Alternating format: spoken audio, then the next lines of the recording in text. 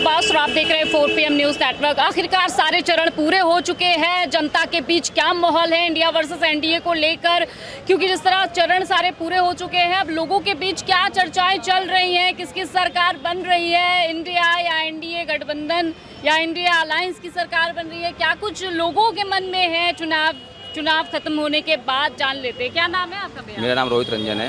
क्या लग रहा है इस बार किसकी सरकार बनेगी? सातों चरण तो पूरे हो गए। इस बार लग रहा है कि परिवर्तन होना चाहिए उसके, क्योंकि रीज़न भी है कई सारे कि हमें बहुत सारे, सबसे मेन इशू है बेरोजगारी, दूसरा महंगाई का डेटा गवर्नमेंट रिलीज कर देती है, गूगल पे डाल देती है कि 4% महंगाई है, बट जब धरातल में देखते हैं हम कि जो चीज़ें पहले अवेलेबल थी 400-500 वही चीज़ आज 1000-1200 रुपये मिल रही हैं, तो धरातल की जो सच्चाई है, डेटा तो आप मैनिपुलेट भी कर सकते हैं, डेटा आप जीडीपी का भी बढ़ा के दिखा चुके हैं, डेटा आप कई चीज़ों को दिखा चुके हैं, तो जो धरातल में जो सच्चाई है उसको पहले देखना बहुत ज़रूरी होता है।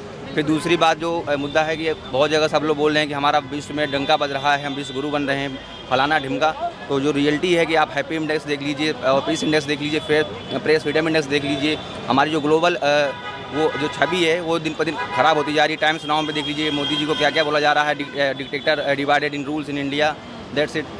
आप पढ़े लिखे युवा हैं, बड़ी उम्मीदें होंगी 10 साल तक के आप लोगों ने मोदी गवर्नमेंट देखी, क्या कुछ रहा, कैसा आज इतने दावे? मोदी गवर्नमेंट में ही हमारी सारी स्कूलिंग हो गई है, मोदी गवर्नमेंट में सारी हमारी कॉलेज हो चुकी है, और मोदी गवर्नमेंट में हम बेरोजगार भी घूम रहे हैं। तो मोदी गवर्नमेंट से हमें बहुत सारी अपेक्षाएं थी, लेकिन उनके ऊपर मोदी जी उतरे नहीं हैं। आप देख लीजिए कि अभी जितने भी शो होते हैं, कहीं भी जो चीज़ें होती हैं, तो ज़्यादातर चीज़ों को हाईलाइट किया जाता है, पब्लिक के दिमाग में एक प्रकार से ब्रेन वॉश करने की कोशिश की जाती है कि आम जनता के बीच में ये बातें भर जाएं कि मोदी जी, आपको लगता हो कि बहुत सारे भाषण देते हैं, बेहुदा बातें बोलते हैं, तो आम जनता को लगता हो कि मोदी जी ने गलत बोला है या विपक्ष बोलता है, तो उनकी एक स्ट्रेटजी होती है कि हम ऐसी बातें बोल के जो आम नागरिक है उनके दिमाग में अपनी हम चीज़ें भर सके कि मेरे कंपैरिजन में कोई है ही नहीं बंदा।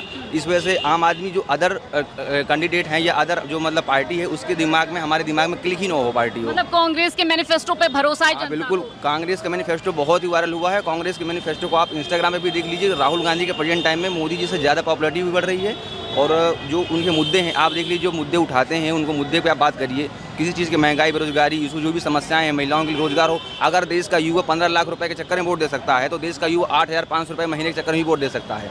अगर देश का युवा 2 करोड़ रोजगार में वोट दे सकता है, तो देश का युवा 30 लाख नौकरी के लिए भी वोट दे सकता है। तो देश का युवा बदलाव के लिए, परिवर्तन के लिए बिल्कुल परिवर्तन के लिए तैयार।